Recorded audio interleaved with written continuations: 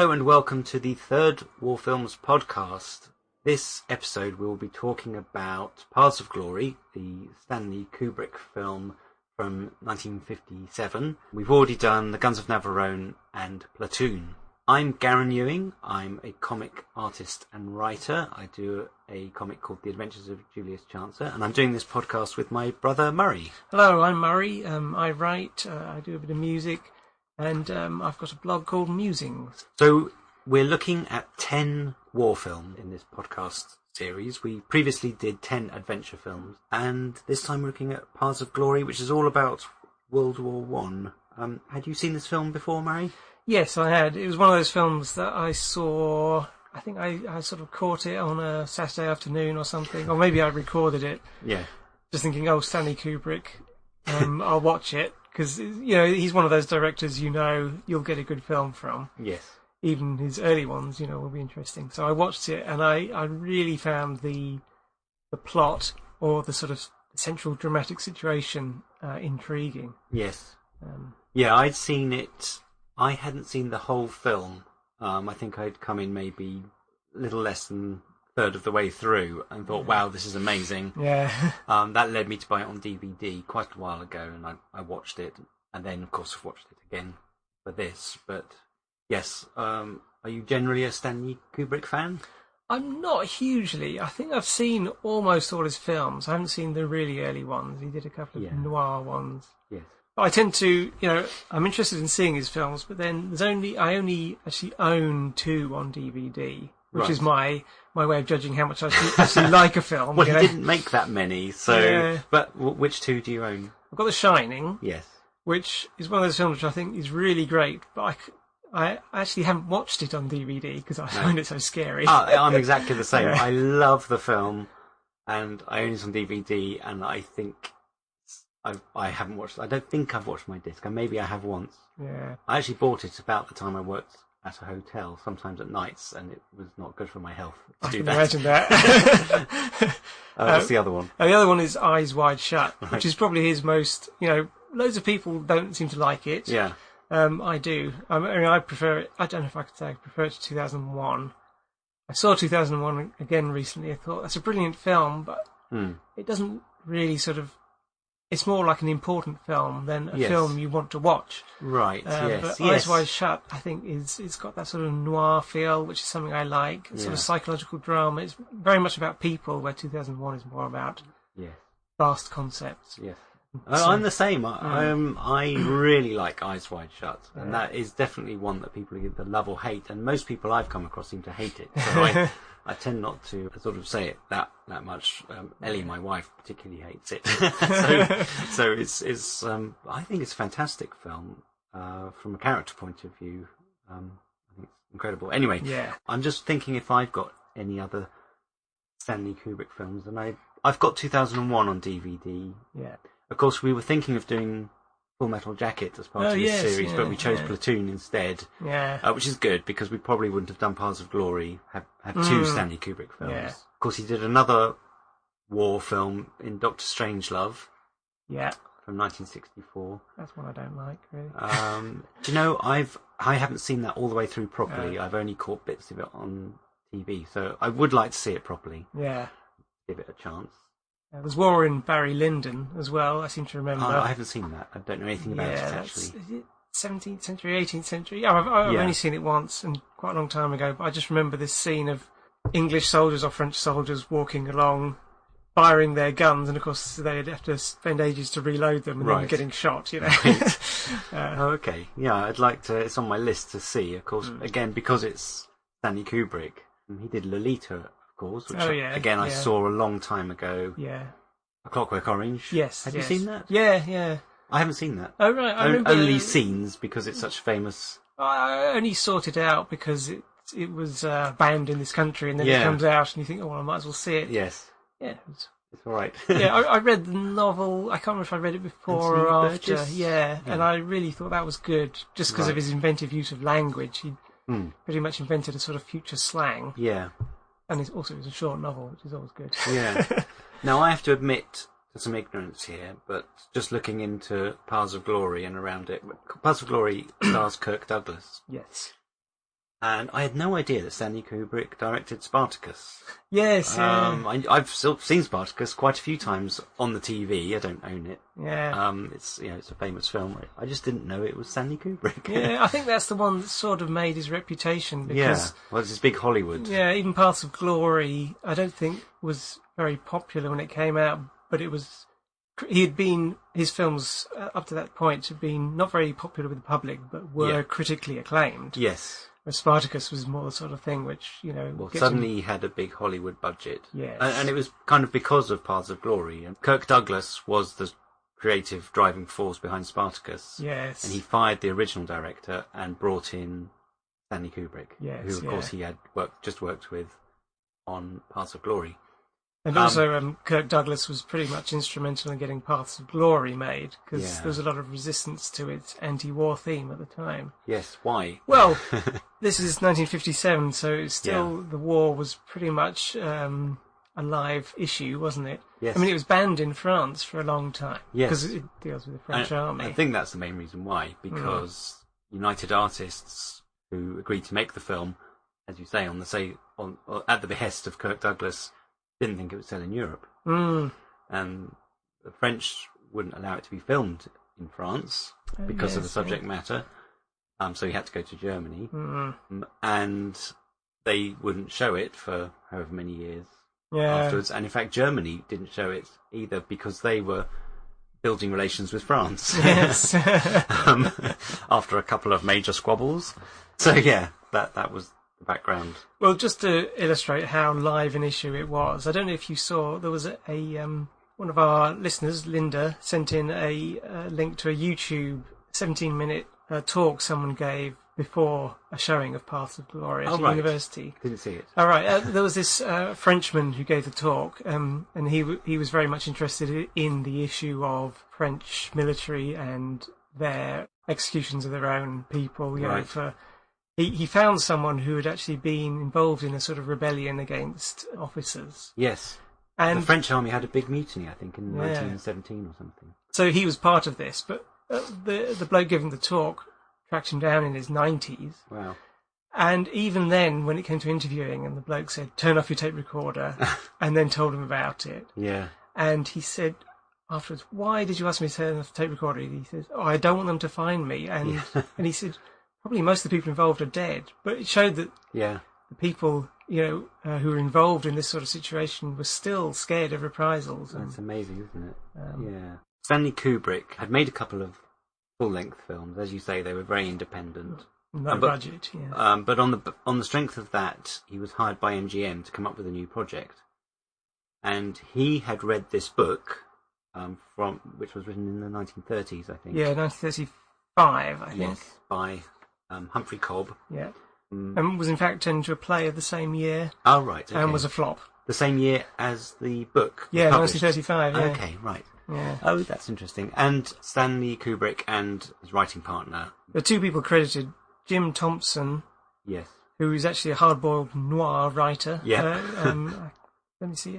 After Dark, My Sweet, The Killer Inside Me. Those are novels he wrote, but they were turned into films. Yes. But, and there was also Calder Willingham. Yes. Calder Willingham. Yeah. Who was also a novelist, but he was eventually more known for screenplay writing. In fact, he worked on Bridge on the River Kwai, which I think we'll talk about. It's one of the films we're looking at. In fact, I think it's the last film we're looking at. Yeah. But very interestingly, it came out just before Paths of Glory. I mean, a couple of months before Paths of Glory. What did? The Bridge on the River Kwai. Oh, right, yeah. Swept the board at the Oscars and was a full-colour David Lean extravaganza. And then you've got this little black and white film from. So it's interesting, very interesting, those two. And Calder Willingham was involved in both of those. Now, I think Willingham was not credited on River Kwai. He was one of the early draft writers. Yeah. He also worked on the Vikings and Spartacus. That's his Willingham. Yeah. Yes. Anyway, so MGM didn't want to make this film for the reasons we said. They didn't think it would sell in. I think I might have said United Artists earlier. MGM didn't think it would sell. Right. Stanley Kubrick got Kirk Douglas interested, or he came across the script somehow, and Kirk Douglas at United Artists get the film greenlit. And in fact, now they gave him a budget Kubrick a budget of just under $1 million, and 350,000 of that went to Kirk Douglas. Wow. Which is what's that? A third, over a third, just over a third. Yeah. Mind you could say without him, the film wouldn't be made. Oh, absolutely, yeah. Kirk Douglas does seem to come across as quite an idealistic person. You know, once he's got a cause, he seems to stick with it. Because, for instance, I think it's in Spartacus, he was instrumental in getting the writer who wrote the script credited, because he was at the time he was blacklisted for the. I mean, that's another triangle actually, because. Okay, Spartacus, that's right. And also I think the two writers on Bridge on the River Kwai, the credited ones who came in and sort of finished the script, I think I'm right in saying they were blacklisted. I should check that fact. And one of the main actors in Paths of Glory was Adolphe Menjou, and he testified at the House Un-American Activities Commission, in favour. He was very anti-communist, so he was up there with John Wayne, sort of being very patriotic, which I think Kirk Douglas and he didn't see eye to eye on this film too well. I haven't read any particular stories of them coming up against each other apart from the very opposite characters. But it's interesting the time that time in Hollywood and all this was going on and making films in that atmosphere. I must say I find that a fascinating era. Yeah. Every so often I try and look for a book about it. You know, some sort of interesting, not too heavy academic book, but, you know, I can't seem to find one. Do you mean the McCarthy stuff? The whole sort of... Specifically, witch hunting. So, what else can we say basically about the film? I've said it's 1957. I think it was right at the end. It came out in December 57. Yeah. Initially, when H. Cobb, I can't remember his first name. Humphrey Cobb. The novelist, when he sent it to a publisher, he didn't actually have a title. Right. And the publisher held a competition to find a title. Paths of Glory is actually a quote from a Thomas Gray poem, elegy written in a country churchyard. Right. The full line is, "Paths of glory lead but to the grave." Ah, right. Yeah. Oh, okay, that gives it some interesting context. Yes. Yes. Oh, okay. I did read also there was a 1915 novel about the First World War called Paths of Glory as well. Oh, right, yeah.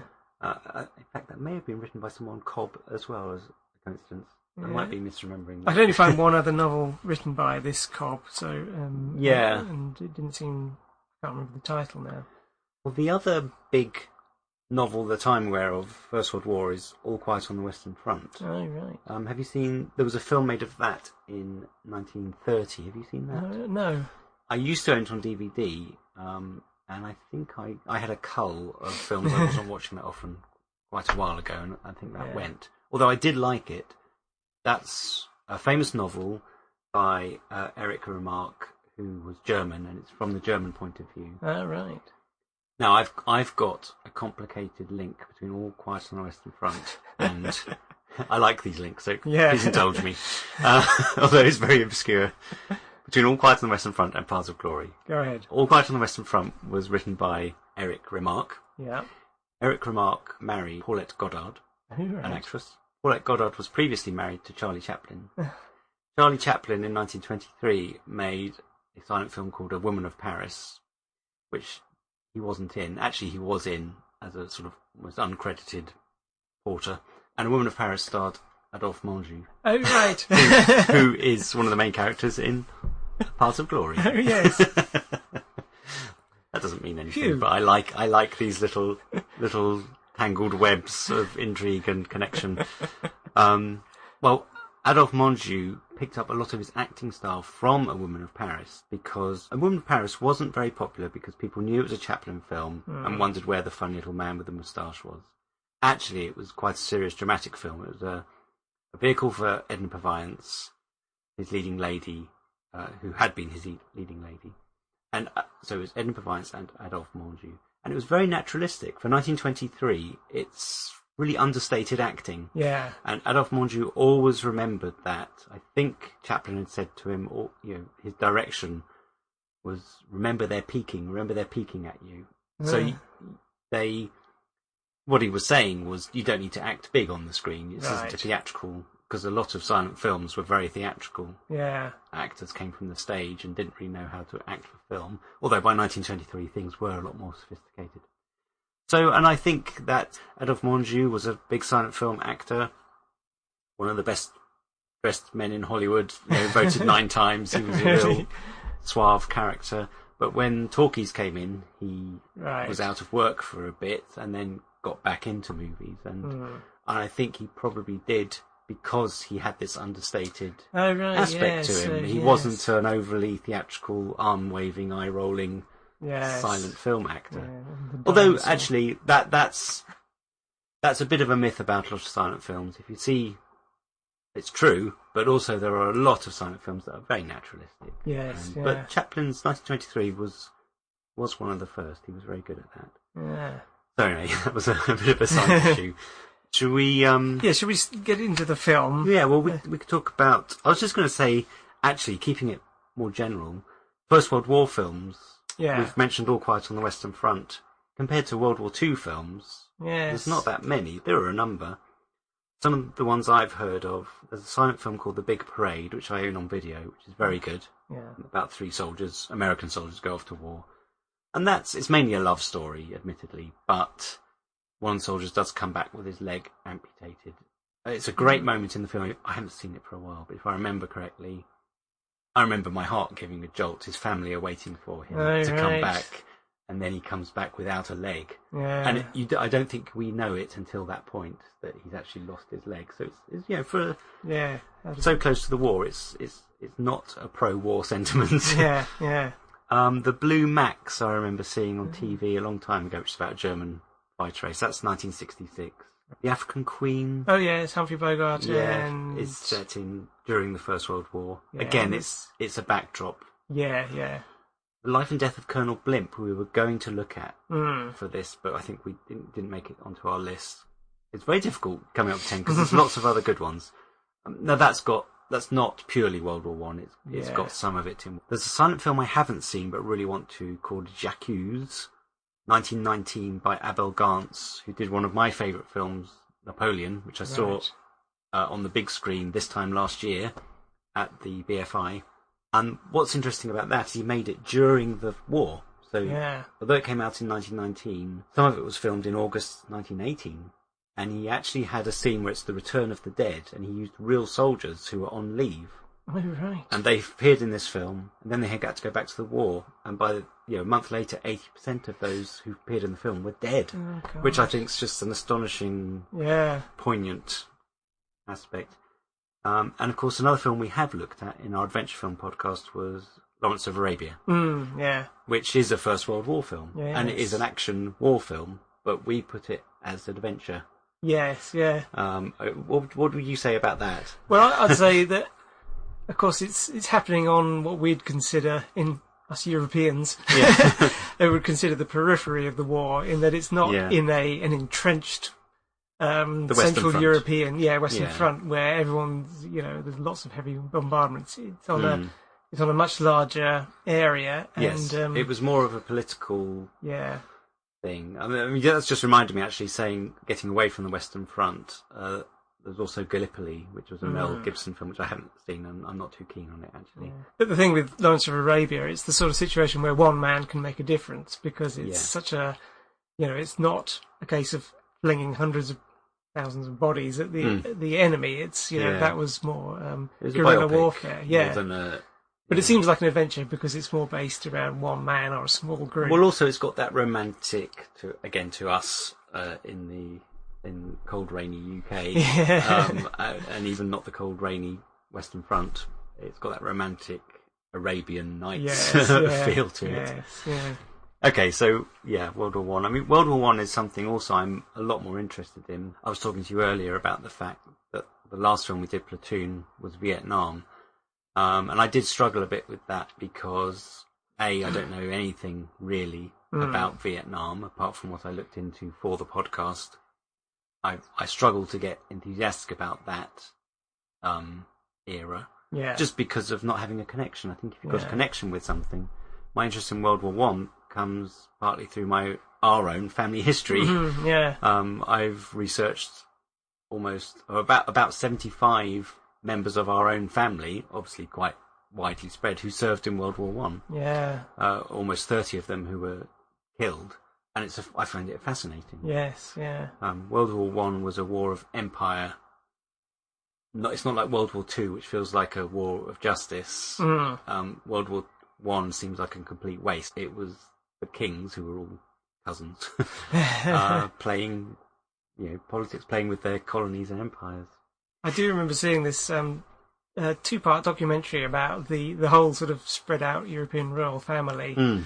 And how a lot of them made fun of the bloke who turned out to be the Kaiser. Yeah, and you think, God, how much of it is just sort of personal resentment against your relatives? I mean, obviously that's not the only thing, but no. I think it had a lot to do with it. He was shunned by his cousins. Yeah. They were all grandchildren of Queen Victoria, weren't they?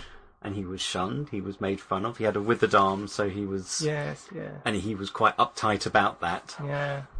It's a fascinating area of study. Anyway, let's get down, as you say, to Paths of Glory, particularly. Yeah. So it's set in France in 1916, and it starts out by telling us that, I think there's a voiceover, telling us that both sides, the French and the Germans, have been entrenched for the last 2 years, where neither has advanced more than 100 yards either way, and quickly lose any advantage they make. And it opens with a wonderful French aristocratic house, which is being used as a base of operations by the generals. Yes. And this is a contrast to what we come to later, which is the trenches. But here we've got this luxurious apartment. We follow one general. I think this is... Now, I had a lot of problems trying to work out who was who, because I wrote down the cast list. Yeah.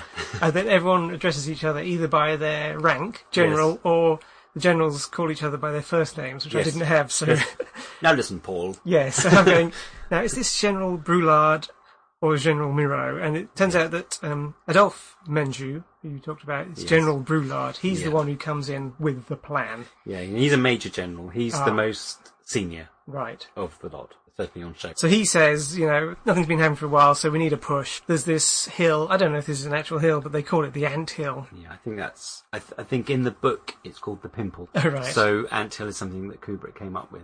Although there may well have been an anthill. Yeah. I don't know.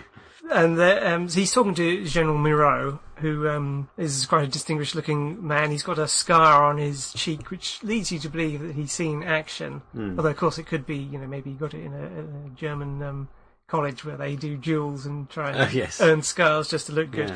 Yeah. A real scar, by the way. Oh, is it? Yes. This actor, George Macready, was involved in a motor accident. He was driving a Model T Ford and he went through the windscreen. Oh my gosh. So, I was thinking, gosh, that's good makeup. Like in Platoon. Yeah, I was thinking that. We were all wondering if that was Berenger had real that one. scar. Of course, you were talking about the special glue. Yeah. Well, this is a real scar. So. Yeah, right. So, Major General Brulard says to General Miro, we're going to take the Ant Hill. They say it's a key position, key to the whole German position in this sector. And Miro's reaction is that it's impossible. He says, no, you couldn't do that. Yeah. But Brulard says, okay. And then he says, oh, by the way, we're considering you for... basically a promotion. I can't remember how they put it, but it's we're thinking of you for the 12th Division or something. Yes. And immediately this throws a different light on the whole situation. Miro says, well, maybe we could take the Ant Hill. Yes. It's quite a well-played scene because it is. Brulard doesn't say, oh, this is dependent on you doing this. In fact, he even says... it's got nothing to do with it. Yeah, don't worry about it, but... it will. And the other thing, of course, is General Miro's insistence that this is impossible. It'll be a suicide mission. Promotions and decorations mean nothing to him against the lives of his men. He's a real, he's a real war general. He's been there with his men. Yeah. And Brulard says, yes, well, of course. Anyway, nothing to do with that, but there's promotion. Oh, it's a shame you can't do the Ant Hill thing. I never said we couldn't do it, or something like that. It is a very good scene. Yeah. Lots of walking about, which felt a little bit forced in this day and age. It wasn't quite as natural as I think it could have been. Yeah, I didn't really think of that, but... I didn't on the second viewing, I didn't notice this, but and their medals clinking. Yes. I tried to find out. I thought I'm going to find out what those medals are. Oh, right. Wow. Not on General Brulard, but just on Miro, because he's got 4. I think Brulard only had 2. And I found he's got the Legion d'Honneur with Rosette. He seems to have the 1914 to 15 Cross de Guerre, which is the General War medal. This is during the war, of course, but there was a 1914 to 15 version. Oh, and right. I think they kept adding dates because the war kept going on. Right.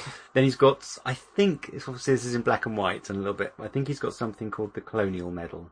Right. But he doesn't have any clasps on it. Because basically, the thing that made me think this is, where could he have got that scar? This is when I thought it was makeup. Right. Yeah. Was it some, Franco-Prussian war in the 1870s? Was it that long ago? But as he doesn't have a bar on his Colonial Medal, there's no particular war medal. I couldn't find what the last one was, which was a sort of 8-pointed star. It may have been some foreign decoration that was awesome or something. So anyway, that was just a little exciting to look into the background of his character, but it didn't reveal much, actually. Now, the thing that I got thinking about on this scene is that whenever you have scenes with generals discussing, major moments of the war, which is going to result in loads of soldiers being killed, you always have them eating. Right. And I think it's a contrast. You see these people, the fat generals feeding their faces well. Oh, that's good, yeah. And I particularly remember this from Lord of the Rings, I think it's The Return of the King, where you've got Denethor, I think his name is, who's not a king, but he's in Gondor. Yes. And he's eating really messily while his son is being sent out to die. That's like the most extreme contrast. But in this film, and loads of films, you'll always see generals eating in luxurious settings. Complete opulence, yes. And this is an incredibly luxurious manner, isn't it? There's a little bit later, there's a scene, there's some in the background. I meant to look this out for this the second time I watched it, and I forgot.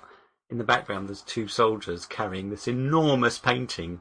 And I just wondered if it's some generals carting it off, so no one will notice. Because obviously this is a place that's been requisitioned. Yeah. It could be being put away for safety, but as everything else is still up, I got the impression that someone was perhaps just pocketing a massive painting. It's lost in the war. Yes.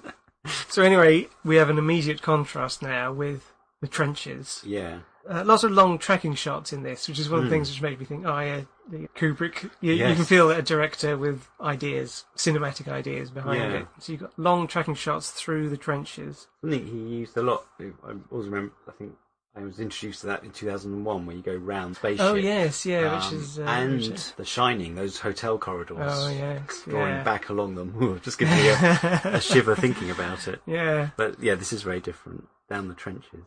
So Moreau is now going to give the order, but he first goes through the trenches saluting to the soldiers, saying, "Oh, how are you doing? Yes, well done." Well, the first question he asks is, "Are you ready to kill some Germans?" Yeah. And he's got the same question for everyone. Yes, yes. Like, it's just a mechanical thing. Yeah. He's not talking to the men as people. Yes, They're just, here's number one, here's number two, ready to kill Germans, ready to kill Germans. And the three French soldiers he meets are actually the three significant soldiers right, yeah. later, which of course you might not notice just watching the film for the first time, as I didn't. Well, there is a thing, you don't actually follow those three soldiers who are later singled out. We were originally going to see them in the attack, but the reason that didn't happen is because one of the actors was fired. They actually filmed the attack last of all, and so they couldn't include him in it. Well, let's talk about him as we watch him up. That's Timothy Carey. Timothy Carey, right. Playing Private Firol, I think they call him. Yeah, Firol, yeah. Who I looked at, I thought, I'm sure I've seen him in other films. Yeah. But I looked through his filmography and none of them leapt out. No. But he's got... Maybe his voice and everything looked familiar, but I couldn't place him either. So apparently he was a bit of a prankster. Yeah. To the point of maybe making himself rather annoying. Yes. The only prank I could find was that he staged a kidnapping himself. During the filming of this film, yeah. Which is why I think that was the last straw. Yeah. Well, they waited until he'd filmed all of his speaking roles, and then they sacked him. Oh, okay. Yes, because they didn't have him for, as you say, the fighting scenes, and also the scene where you just see his back later. Yeah, there was a stand-in at one point they brought in. But it's also said that he was drawing a lot of attention to his character. And if you watch, he's rolling his eye. He's a bit weird. Yeah. But it works. Yes. Because the very reason he says he's being picked out as one of the soldiers to face the firing squad, which is what we'll get to in the plot, is because he's a social outcast. Social undesirable, yeah. Yeah, so he's probably the weird one that no one's his friend with, and that comes across. Yeah. And he was outcast from the film as well for those reasons. But he kind of, even in this first scene where General Miro is talking to him, he's kind of half closing his eyes and his head's wobbling and he's sort of smiling. But it fits with his character in the film. Yeah. And later when he's walking towards the firing squad. Yeah. He's the one who's crying, Yeah. and he is doing a lot of. Well, you can't help but draw attention. But again, was that him, or it must have been in the script? Well, no, it wasn't. I was going to say actually, he was supposed to be completely silent. Really? But he did this thing. I don't want to die, and biting the arm of the priest who's holding on. It was fantastic. Yeah, I mean that shows that sometimes you get difficult actors, but they can produce results. Yes, those difficult geniuses. Yeah, I don't know if he's a genius, but no, that made that scene much better because it ramped up the tension. It invested you emotionally in that. I mean, we're skipping ahead here, but I forgot to say, by the way, spoilers. Oh yes. In this film. And by the way, talking of spoilers, if you've never seen this film and you buy it on DVD, I don't know what edition you got. I've got mine here. There only seems to be a sort of plain vanilla one. Have you got this one? Yes. And if you wonder what's going to happen to them, well, it's on the cover because there's a firing squad firing. Oh right. So, massive spoiler on the cover, which is a bit of a because I couldn't remember whether they got shot or not. That's the same with me. Yeah. I remembered, and I actually thought, I thought, maybe they'll get off. Yes. And of course they don't. Yeah. And I'm glad they don't. I think that would ruin it's part of the message, really, isn't it? Yeah. I believe one of the producers said you've got to change the script. They must get off, and Kubrick or someone did write an alternative ending, but they didn't. Yeah, I heard that what happened is that they wrote an alternative ending, but he, rather than sending just the ending in to the producers, he sent the whole script again, thinking they won't read it. Oh, I see. And they didn't. So they managed to get approval for the ending that we saw. Yeah. Okay, so Moreau carrying on through, he also meets a soldier who's got shell shock. Yes. And this is a great scene where Moreau says, there's no such thing as shell shock. I don't believe in it. Snap yourself together and get this man out of my... Get this baby. Yeah, you're a coward. Get this baby out of my regiment. Yeah. Standing next to him is one of the soldier who speaks for him is the third soldier who gets picked out for the firing squad. And that is Joseph Turkle. Right, Private Arnaud. Yes. Arnaud. So anyway, he gets... actually, the interesting thing about him, did you recognise him? And you probably know this, but he was in The Shining. Oh, yes. So he played the bartender in The Shining. Yeah, and he was also in Blade Runner. That's the thing that clicked with me. He played Tyrell. I'd forgotten that, but I actually recognised him as The Shining bartender. Yes. And then later saw the Blade Runner connection, which I didn't recognise him from that. Yeah. Just going through the cast, because we've also met another character, Richard Anderson, who plays Major St. Alban, who is General Moreau's sort of orderly. Oh, right, yeah. And did you recognise him during the film? Thought I did. But... I recognised him, and I thought, who is that? He's so familiar. And of course, he was Oscar Goldman in The $6 Million Man. Right, yes, yeah. Who used to have a doll. Yeah, I used to have exploding suitcase. Yes. I mean, that was a major part of our childhood, $6 Million Man. So I was totally delighted to find that was him. Yeah, I wouldn't have recognised him. He did remind me of someone. I couldn't. Yeah, I thought I know him. Who is he? Of course, I knew him much older in the 70s. Bionic Woman as well, not just yes. $6 Million Man, which we also used to watch. Yeah, and he meets three soldiers. He starts with three soldiers. The other one is Corporal Paris, played by Ralph Meeker. Hmm. So that's the three soldiers. Corporal Paris, Private Arnaud, and Private Ferrot are the three soldiers we've just been talking about. Who will later be singled out, yes. Yeah. So General Moreau goes to see our hero, Colonel Dax. Spartacus. Yes. Yeah, played by Izzy Dembski. Is that his real name? Yeah, actually his real name's Issa Danielovich. Oh. But he was known as Izzy Dembski because the family changed the name to Dembski when they came to America. But he became Kirk Douglas. Oh, I didn't know that. Hearts of Glory, Spartacus, starring Izzy Dembski. Hasn't quite got the same. Kirk Douglas, yeah, it's such a heroic name. It suits him, really. Yeah. But I suppose we're used to... but talking of Spartacus, we do first of all meet Kirk Douglas with his shirt off. Oh, right, yeah, yes, I did notice that. Yeah, showing his fine physique. Yes, his fine 1950s physique. So this is basically the same scene as we've just seen, where one general passes an order down to another. Yeah. Now, Major General to General, now it's General to Colonel. Yeah. And of course he gets the much more realistic response, saying, because of course now there's no promotion to be dangled before him. He's saying...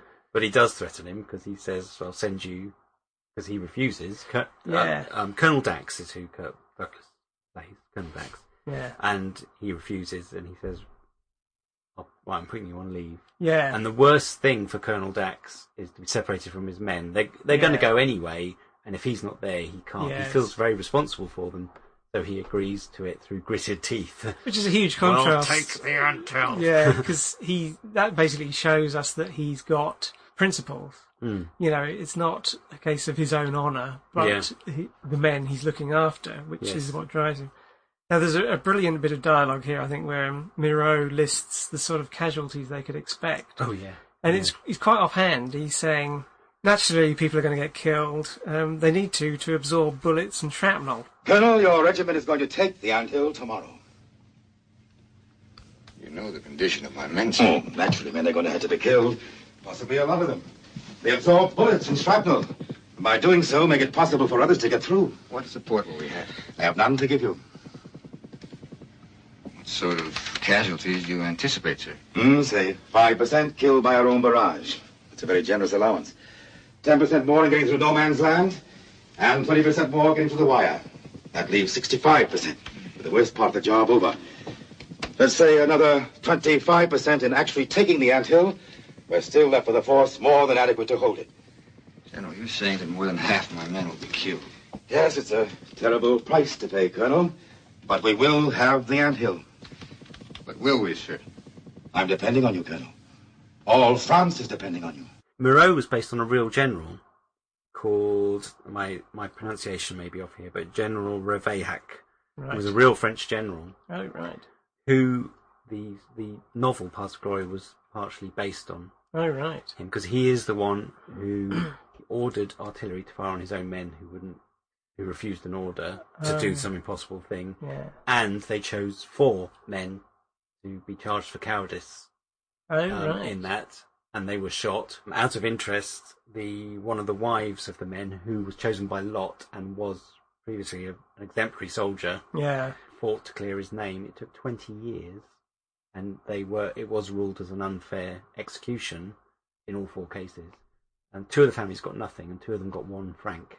What? Jeez. Now, the reason I spoke about that is because you were talking about the statistics. Another story about this general is that he ordered troops to relaunch an attack because the percentage of acceptable losses hadn't been reached yet. Really? And he didn't want it to show as if they hadn't tried hard enough. God. So that ties in with the percentages you're just saying there. So that was a real general. Yeah, kind amazing. of thing that went on. I mean, the thing I know, whenever you get military talk about casualties, it's always done at a sort of remove. You talk about percentages, or the main thing is with nuclear weapons, they talk about yield, and you realise that yield means percentage of people killed, or millions of people killed. So it's a way of showing that he's not talking. He's just talking about percentage of a platoon, where of course each one is an individual man. Yes. And in fact, in this very scene, they talk about soldiers bunching up together naturally, and one of them says, they're like animals, and then Colonel Dax, Kirk Douglas, says, surely it's more of a human thing. Yes, to show the difference, he sees them as humans, as people. Yes, fear is natural. Yeah. Now, I can kind of understand, in a perverse way, if you're a general who has to win a war, yes, you perhaps have to see your men as just units to be cast out, and you're going to have this. It's terrible, and it's not right at all. Yeah. But I can see that point of view from their point of view. The other interesting aspect is the age of the generals. You look at both Brulard and Miro; they're both old, and this happened in the UK as well. You had a lot of generals who were just about to retire, or who had even long retired, were brought back for the First World War. Some of them were put into the field in charge of units. Right. Some were given desk jobs back in London or in Paris, wherever, which is makes more sense. But some of them weren't. Some of them were put into the in command of units because they were respected.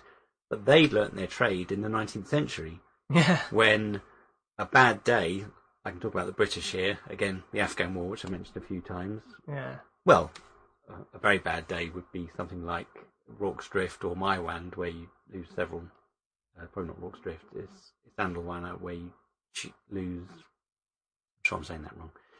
Or Maiwand, where you lose almost 1,000 men. That was highly unusual. A loss would be more like the enemy would lose 2,000 and you lose 10. Right. That was normal. Yeah. Suddenly, the Boer War was starting to get a bit more mechanised, and the numbers went up, but not bad. It was still a colonial war. Yeah. The First World War was very different. You had mechanised slaughter, machine guns, artillery, and later tanks. Yes. And even aircraft. Gas. But machine guns especially from the Germans, would cut down hundreds of men in minutes. Yes. And this was a different world to these old generals who knew nothing about it. So there they are sitting back behind their desks pushing units around. Counters, yeah. I mean, they did learn, but they weren't there. General Miro just calls himself in this conversation with Kirk Douglas a fighting general. Yes. And the Scar attests to that. Yeah. But it was probably 30 years ago. Yes, yeah. He also says a little bit of exposition, which does stick out as exposition, talking about Colonel Dax, that he was one of the foremost criminal lawyers in all of France. Oh, yes, yeah, that's an important point for later, isn't it? Yeah. So what Colonel Dax does is he chooses, 3 men to go and do a bit of reconnoitring. They go into no man's land. I don't actually know what they're supposed to be doing because they don't actually achieve it. They go out a little way. Yes. No, I mean, I presume they've got to see that their way is clear, what's out there, what kind of resistance they might meet. But I'm not sure. So they're led by Lieutenant Roger, Yeah. Played by Wayne Morris. And he chooses Corporal Paris, who, is he one of... He's one of the 3. Yeah, and another one called Lejean, who gets killed. So Lieutenant Roger is a bit of a coward, basically. And a drunk. Yes, yeah, that's true, yeah. But, I mean, he's been drinking. The implication is he's been drinking to get prepared for this night mission. Oh, right. So they go out and they get into a sort of pit. No Man's Land is basically just destroyed Earth as we see it. Because it's very good, night. though. Yeah. So this film's shot in black and white. Yes. In an era when many films, if not most films, I'm sure, were shot in colour. So if you compare it with Bridge on the River Kwai, which was gorgeous, Technicolor, so widescreen. Yeah. Yeah. But I'm glad this wasn't made in colour. It's got the feel of actual World War One photographs. Yes, yeah. And the No Man's Land is incredibly detailed. It really looks like what was actually there. Yeah. There's a brilliant moment where they're hiding in No Man's Land and flares are shot up, come down on little parachutes, and the light illuminates dead bodies. Yes, which you you didn't don't see them before, and suddenly you realise they've been walking. Did you see the crashed aeroplane? Yes, yeah. So there's a crashed aeroplane, and there's bodies everywhere, and then they disappear as the lights, as the flares fade. Yeah. So we get a sort of similar situation here to as was in Platoon, where you've got Lieutenant Roger sends one of his men, Lejeune. Okay, we'll call him Lejeune. I don't know. Sends him ahead. Might be Lejeune. And then immediately he starts panicking because he's not sent a signal back. And he says, right, that's it, he's been spotted, we're going to go. And he throws a grenade. Well, the other guy says, we haven't given him enough time yet. It's Corporal Paris. Yeah. But Lieutenant Roger throws a grenade and runs, saying, that's it, we've done our mission. Corporal Paris actually goes ahead and finds Lejeune dead. And I think it's pretty clear that he's dead from the grenade. Yeah, in fact, he's still smoking. Yeah. And I don't mean in the tobacco way. So here, just like in Platoon, we've got Corporal Paris, who knows that Lieutenant Roger is responsible for killing one of his own men. Yes. And so is a danger to Lieutenant Roger. Yeah. Similarly, in Platoon, of course, we had one of the sergeants, Berenger, who actually killed Willem Dafoe's character. Yeah. And, of course, our hero knew he'd done it, and Berenger knew he knew, you know. But in this case, of course, it later turns out, I mean, Lieutenant Roger, knowing that Corporal Paris knows, puts him forward for to be singled out for cowardice. Yes, revenge. But this is just setting that up. And, of course, it's Lieutenant Roger is actually a bit of a coward, isn't he? Yes, and he's the one also who doesn't charge out of the trench when they charge the anthill. B Company, yeah. And it's ironic because the actor, Wayne Morris, won 4 DFCs in World War II as a pilot. He was he was a very well decorated and brave soldier, but he plays all the acting in this film is brilliant. Yeah. There's a couple of maybe minor ones, but I don't think so. Everyone's really good, and there's a lot about Kirk Douglas, who was a very grandiose, over-the-top actor. Right. Was very understated for Kirk Douglas, perhaps, in this film, which people tend to say is a good thing, and it is. He's very good. Adolphe Menjou and George Macready are very good. Yes. Both of those. The one thing that surprised me when the film started is, it's French soldiers, and then there's all these accents. Adolphe Menjou is almost... he's American, actually, but obviously with French ancestry, but he comes across with almost British accent.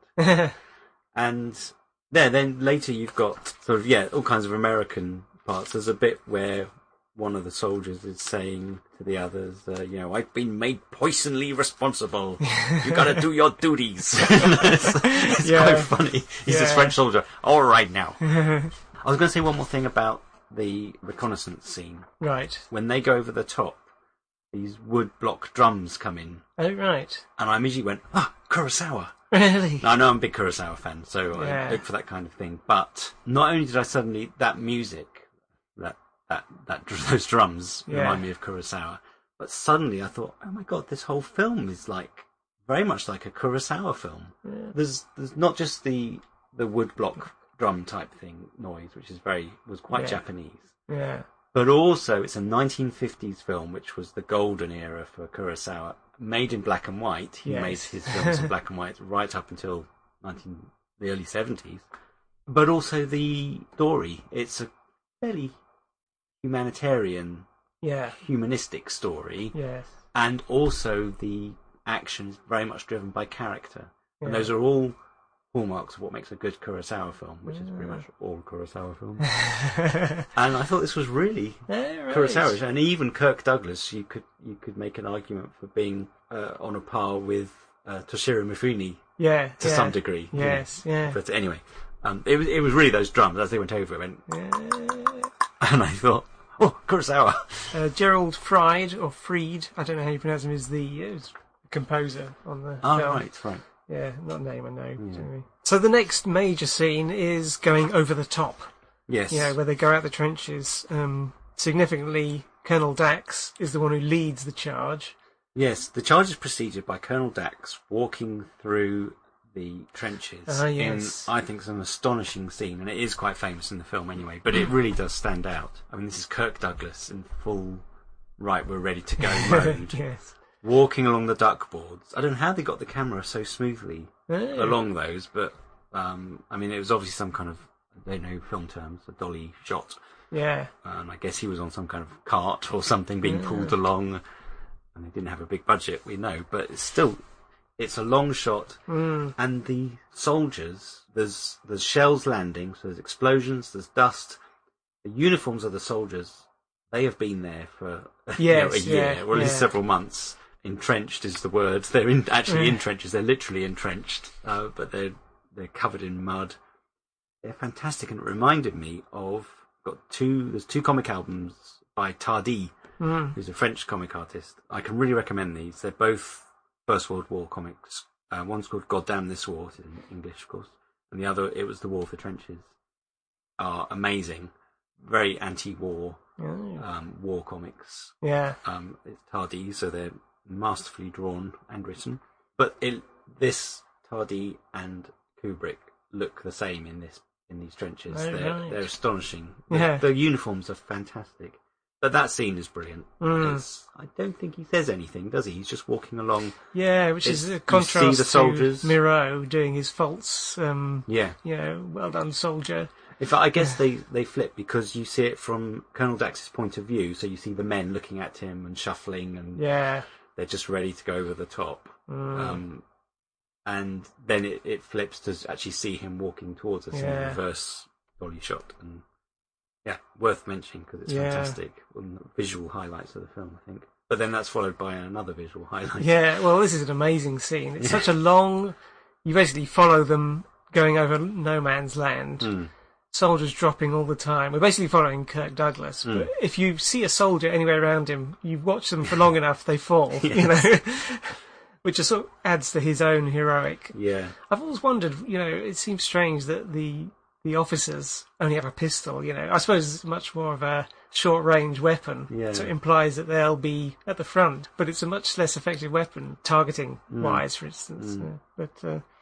Yeah, I guess they need their hands to fill out forms more or something.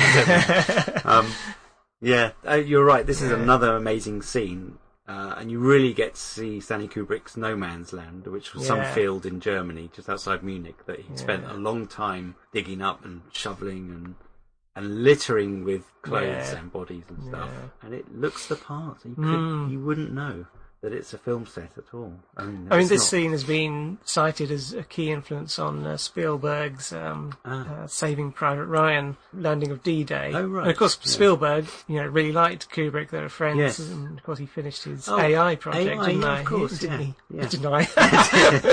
Did you? Wow. Yes, that was me, not Kubrick. There's a great bit where it focuses on a body for a bit, and I just thought, has his arm come off? You didn't get time to see because an explosion goes off and the camera shoots up with the explosion. Yes, I saw that. Yes, which I thought was fantastic. Yeah. Meanwhile, we see General Moreau, who is behind the scenes, getting the fighting general. Is standing at the back. He's starting to get hysterical. Why haven't they? Well, because one battalion has stayed in the trench. Yeah. And this is the one commanded by Lieutenant Roger. Yeah, they're called B Company. Right. Yeah. Who is the drunk from earlier. Yeah. Drunk coward. Yeah. So they haven't advanced. Kirk Douglas's character goes back. He says, "We're a B Company," and he starts to go back to find them and lead them in a charge. But meanwhile, General Moreau says, "Why aren't they going?" He gets hysterical and he starts. He gives the order for them to be bombarded, just to drive them forward. Yeah, by the French artillery. Yeah.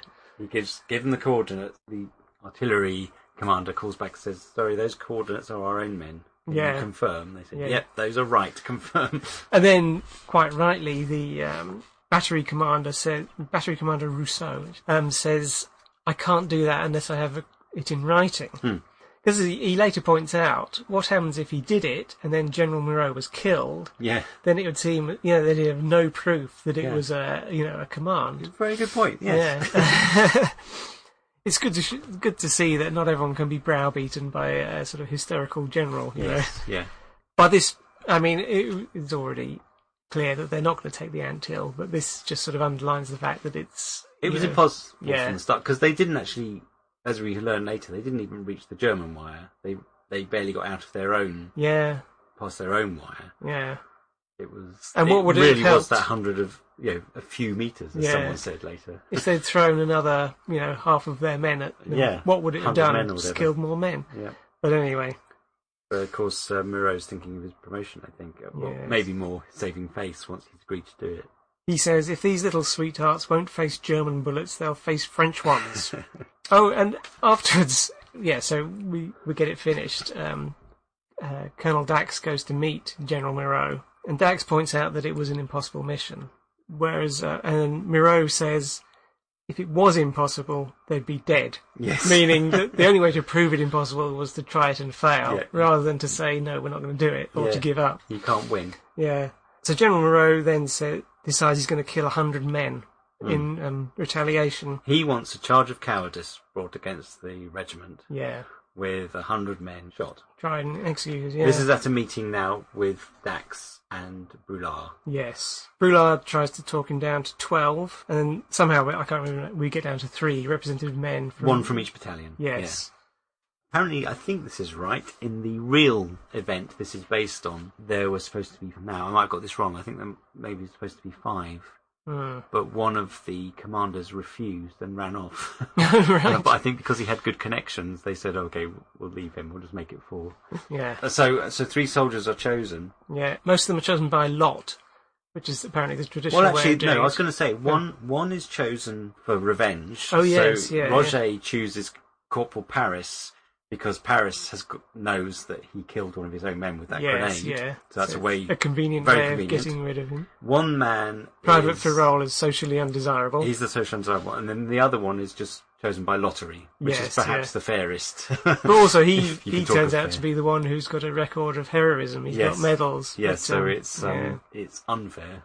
The fairest method to be chosen if you're going to, but actually unfair. So they're charged with cowardice in the face of the enemy. And this is something I think we've come across in, I don't know if it's all the films, but I'm always surprised when we come across it, how you can charge people with murder in a war or cowardice. I mean, it's such a weird situation that normal laws just don't apply, do they? Yeah. And the idea of shooting your own men, it's like shooting yourself in the foot. But again, normally you'd sack someone from a job they don't do well, but that's probably what most of the soldiers would have wanted. Well, they actually talk about shooting men being good for the morale of the company. Yes. Which I'm not sure that's true. I mean, I guess if you let them off, it's good for the discipline of the company. I think that's what they mean. Yeah, well, that's what they're saying. If you let people off, then no one will follow orders. No one will do anything. During the actual First World War, thousands of soldiers were sentenced to death for either cowardice or desertion or throwing their weapons down and running away, and some for murder or even rape. Yeah. But leaving those murder and rape ones aside, because those are criminal things, the cowardice and desertion, quite often they were just people who had cracked. Yeah. Either shell shock, which was recognised, but not by everyone, as we saw. General Moreau says no such thing as shell shock, but it was recognised. It was also treated as an actual. Probably depending on how obvious the symptoms were. Yes. Yeah. If it's just mental, then there was lots of discussion as to whether it was mental, psychological, or whether it was actually a physical, a shell going off next to your head and it having a bleed on the brain and therefore affecting you. So was it physical or was it psychological? So there was that debate then, and they, people accepted psychological reasons. But you did have people who couldn't stop shaking, for instance, and there's no arguing with that. But if someone just says, "I can't face it," what do you do? Yes, no, it's accepted now. So out of thousands, here's some stats out of interest. The British had 306 people executed in World War One for those kind of things. In 2006, they were pardoned, but interestingly, the sentence was not quashed. They were just pardoned. Right. So, in fact, John Major apparently said before that they couldn't be pardoned because it would be what does that say about the honour of the men who actually fought? So even as late as when he was in power, he was still sticking to the fact that, they were cowards. Yeah. So it was only in 2006 that a new Army Act was passed that pardoned them. And there is actually a memorial to those who were shot. Yeah. In the French army, which is the one we're talking about with this film, 600 to 650 men were executed for military disobedience, which is amazing. Some were pardoned after the war. There's this one story I read. There was a soldier whose trousers, his army issue trousers, were in absolute rags from the fighting, and he wanted some new trousers, and he was told to take the pair off a dead body. They were covered in blood, and he refused. And he was sentenced to death to be shot. But he was actually, I think he was pardoned. It didn't actually get. Right. Oh no, he was shot, but he was pardoned after the war, so too late. I think that's a standout case. Yeah. Most of them were for cowardice and things. Although, as you say, cowardice is a very debatable point. Interestingly, so British 306, French 650. Germans, although 150 death sentences were given, only 48 soldiers were executed. Although, confusingly, on another source it says only 18 were executed.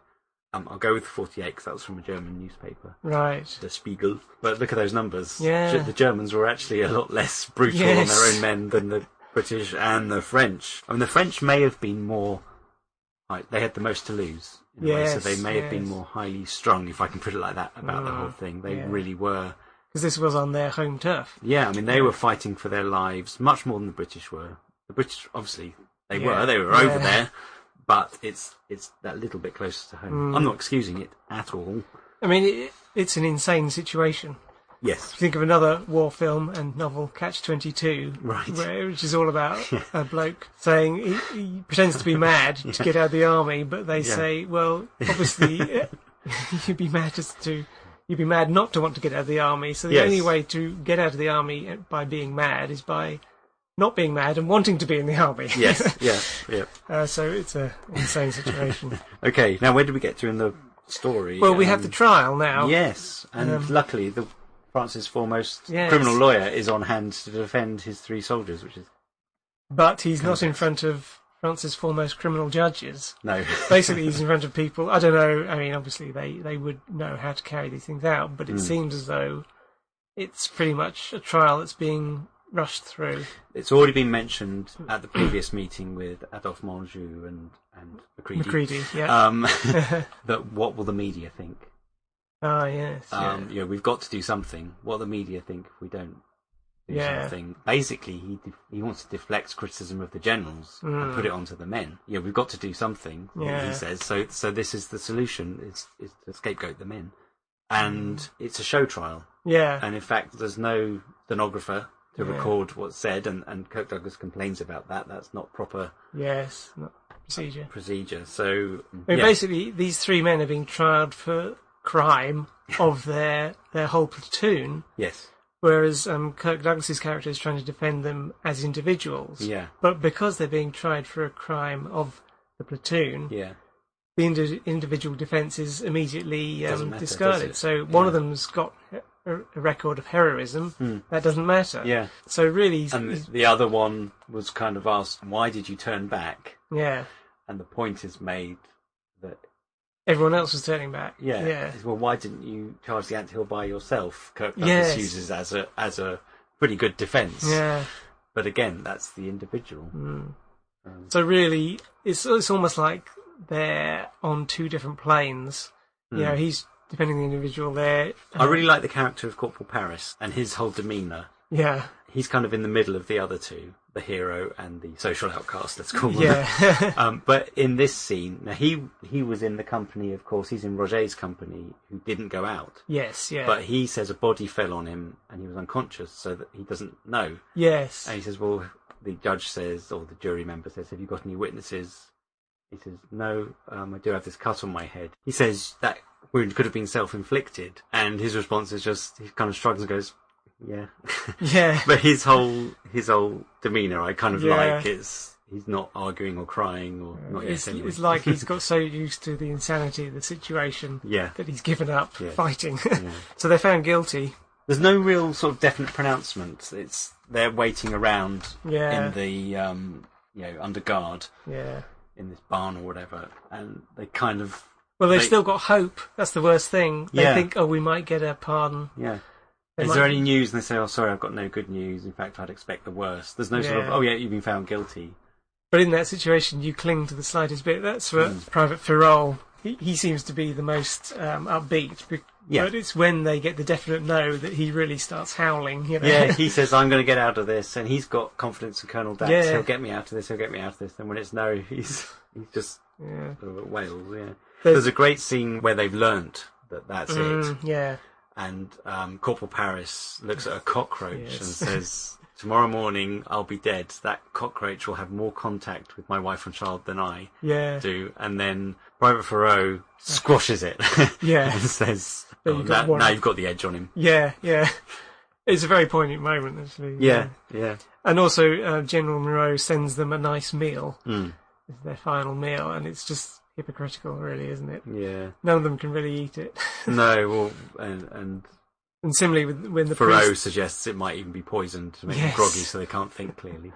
And a priest comes along, and even that's something we can't really comfort them because not all of them are religious. In fact, only Ferrol is there sort of. Yes, praying. So what happens next is Private Arnaud gets a bit combative over the priest, and he and Corporal Paris have a brief fight. Private Arnaud falls back against the pillar and. Fractures his skull, actually. So he's almost dead, but of course they're still going to shoot him. So they basically got to tie him to a stretcher. Yeah. take him out there. Yeah, they say, what can we do? He says, my own advice is to tie him tightly so that when you put him upright, he doesn't fall off. Yes. And pinch his cheeks because the general wants him awake when he's to be shot.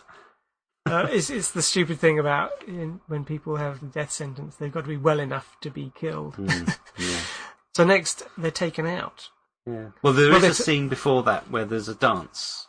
Oh, yes. With the generals. There's women, and the generals, it's a dress affair. They're all very nicely dressed, and Colonel Dax has been told by Battery Commander Rousseau. Yeah, we should actually also mention where the bit where Rousseau comes to him to give him the information about the artillery. Ah, yes.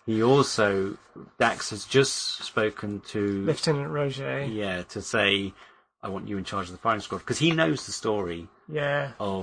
He's been told by Paris that he killed one of his own men. Yeah. And he knows that he's going to give him the job to command the firing squad, to put on their blindfolds. And of course he doesn't want it because he's a coward, but also he's going to have to look Paris in the eye. Yes. But yes, then Rousseau comes and gives Colonel Dax the proof that General Miro ordered the artillery to fire on his own men. Yeah.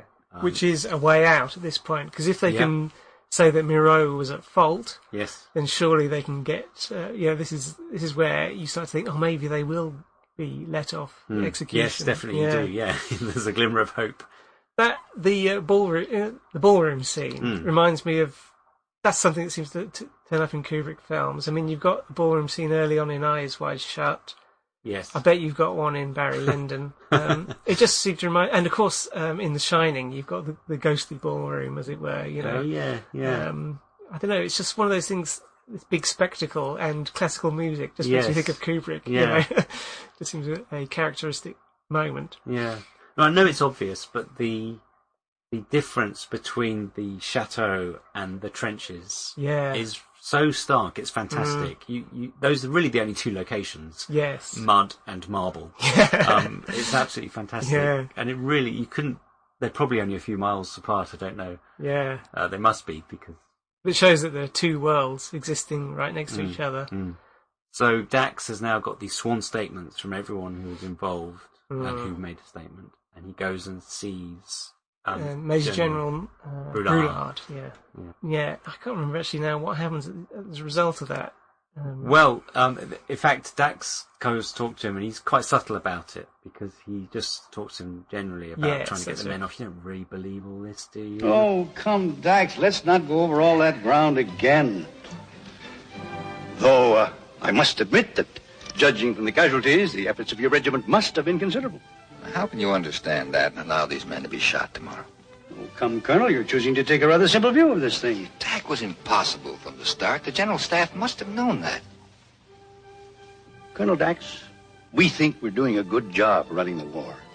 You must be aware of the fact that the General Staff is subject to all kinds of unfair pressures from newspapers and politicians. Maybe the attack against the anthill was impossible. Perhaps it was an error of judgment on our part. On the other hand, if your men had been a little more daring, they might have taken it. Who knows? In any case, why should we have to bear any more criticism of the failure than we have to? Aside from the inescapable fact that a good many of your men never left the trenches, there's the question of the troops' morale. Don't forget that. The troops' morale? Certainly. These executions will be a perfect tonic for the entire division. There are few things more fundamentally encouraging and stimulating than seeing someone else die. I never thought of that, sir. Well, you see, Colonel, troops are like children. Just as a child wants his father to be firm, troops crave discipline. I see. And one way to maintain discipline is to shoot a man now and then. May I ask, do you sincerely believe all the things you've just said? It's been a pleasure discussing this with you, Colonel, but I'm afraid that I'd better be giving back to my guests. And it's perfect timing. He reveals what he's got about Miro. Just as Brulard is going back into the ballroom. Yeah, he slams the door shut. What? So now Brulard has got this information, but he doesn't act on it then. And in a way, it's got no bearing on the case of cowardice. Yeah. It just goes to show that Miro is not a great character. Yeah. And there's a scene later on that explains exactly what General Brulard thinks Dax is up to, but we'll come to that later. Yeah. So next we have them going out onto to face the firing squad. Yeah. There's a lot of soldiers around, and there's a long walk up to these three pillars. And again, this is all shot in front of the chateau. So that the opulence of the background and these men who have been in the trenches have to walk in front of all this. The generals, the media, their own battalion are there. Yeah. Colonel Dax is there. Fantastic. It's quite a scene. We've already talked about the fact that Thoreau, social outcast, breaks down, and how he was improvising, as you said. I didn't know that, but it really works. I love the fact he's all over the place. He doesn't know what to do with himself. He sort of bites the sleeve of the priest. Yeah. It's fantastic. You've got to have... I mean, this reminded me a lot of one of my favourite films, which is The Name of the Rose. Yeah. That ends with 3 people being... They're about to be burnt alive, actually, in a similar trial. I mean, they've been accused of Satan worship. They're monks. Yeah. But there you also have a tall idiot one. Yeah. He reminded me of... Thoreau. Yeah. And he's the one who starts sort of crying like a child, you know. I can't remember. Oh, he starts singing, actually. He goes insane or something. Right. Anyway, that sort of reminded me of this scene. You've always got to have 3 people to be shot, and they have different reactions to death. Yeah. So we've got Corporal Paris, who's very stoic and kind of accepted his fate. There's a good scene before that where they're about to be taken out, where he does break down. Yeah. It's very good. He's trying to keep it together, and he asks for a drink. He asks for a drink. He says, "Oh, did you know I haven't had a single sexual thought since this," which makes him laugh, and then that turns into crying. Yeah. And the commander of the patrol who's going to take them out says, "This is the last decision you'll make on Earth. You can either get up and walk out there like a man, or we'll drag you." And that does bring him to. He says, "Yeah." He thinks to himself, obviously, that's right.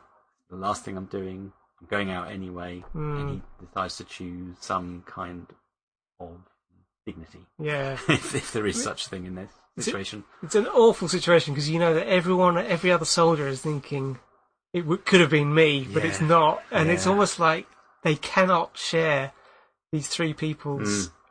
And in fact, they almost got the opposite. They're relieved that these people are dying rather than them, and it's horrible. But thank God it's me instead of Band-Aid. And to think that this actually happened. It's a great story construct as far as tension and character and drama go. But this actually happened. It's awful.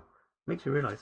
But this is a great scene. They get tied on one in a stretcher, and they do pinch his cheeks, and he wakes up and obviously just sees a firing squad in front of him. Yeah. Luckily, he passes out again.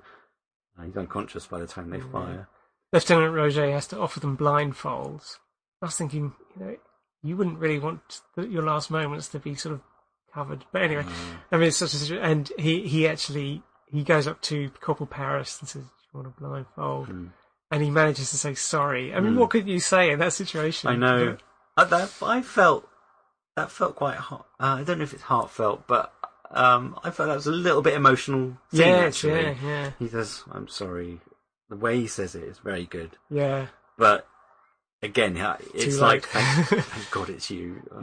But he knows he's done wrong. I don't know if that changes his character in any way. It's an awful situation to be in, as to whether you have to be a coward or not at all, whether you are or whether you are a coward.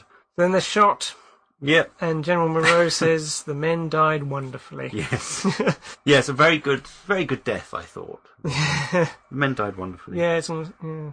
So again, it's a meal between... the 3, Brulard and Dax. And Dax is invited, much to the surprise of General Moreau. Yeah.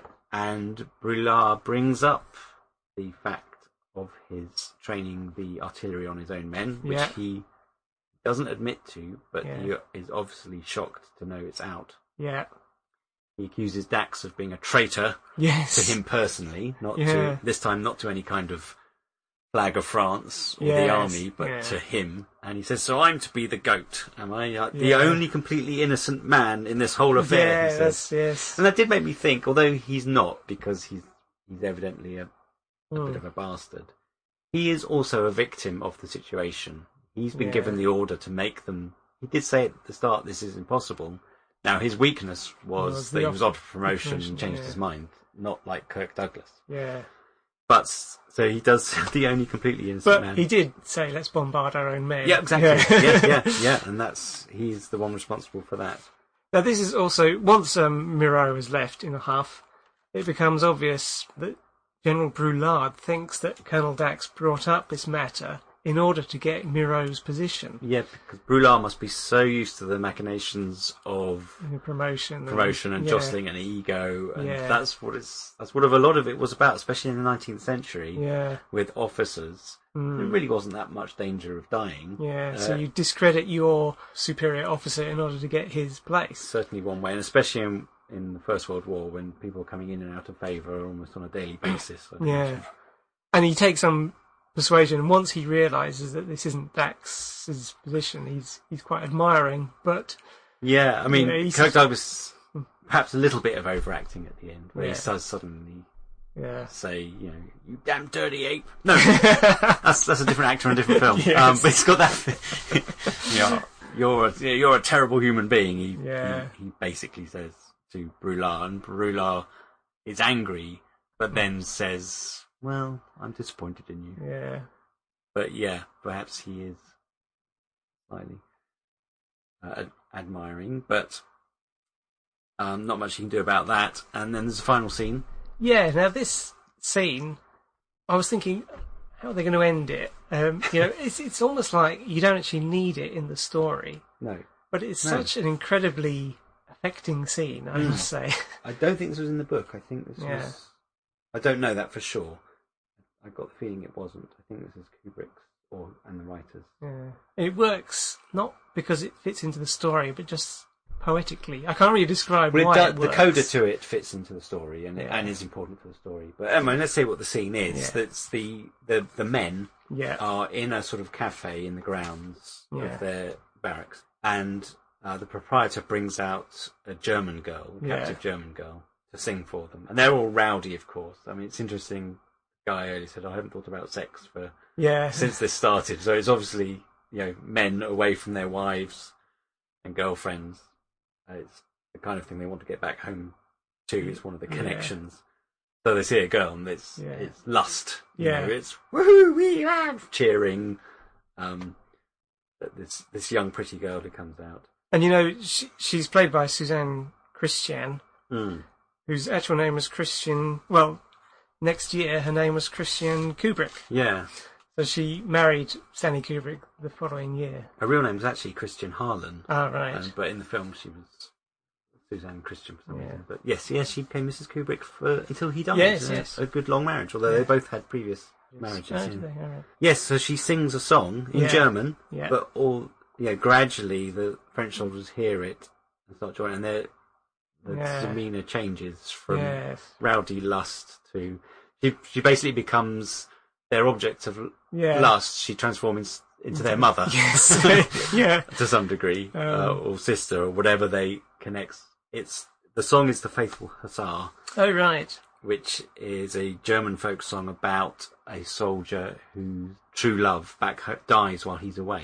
Oh, so it's a very poignant story, and I think it's obviously as one the French knew. Yes, yeah. And suddenly it's very quiet, there's silence, there's tears, there's thoughts, and it's very, very affecting thing. Yeah.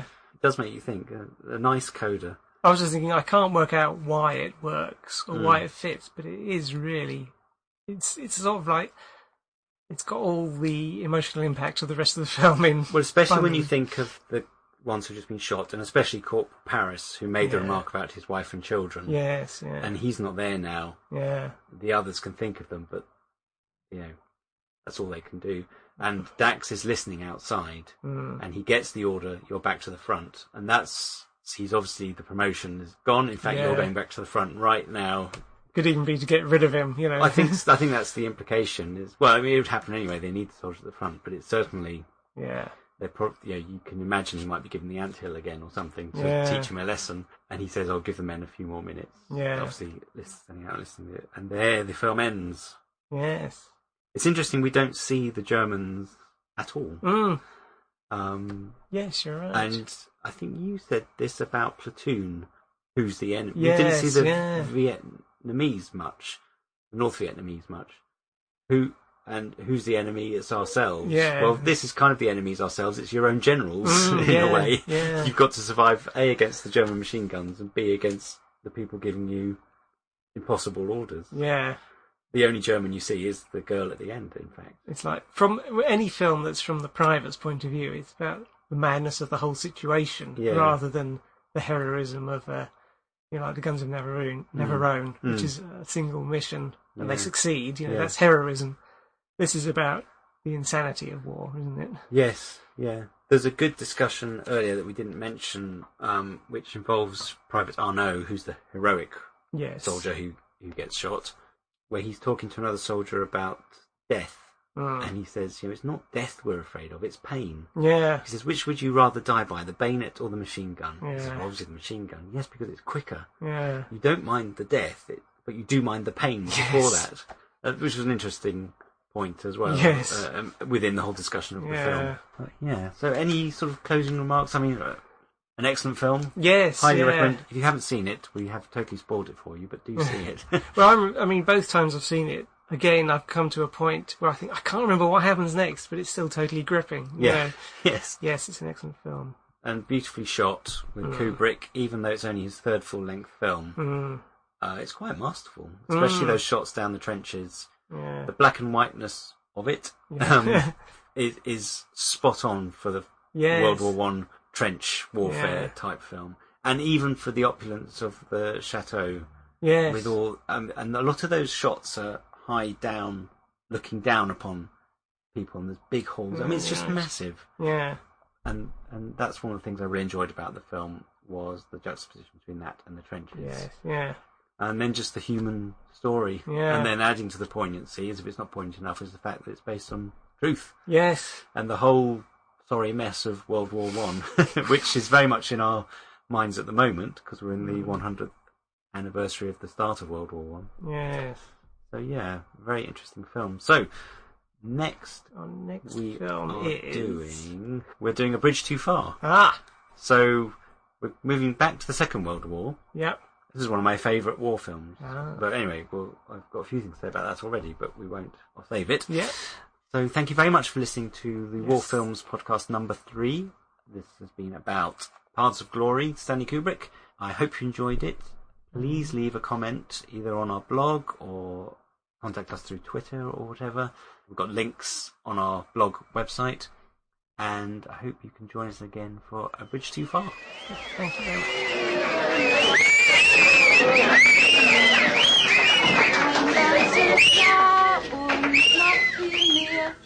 Die Liebe nahm kein Ende mehr.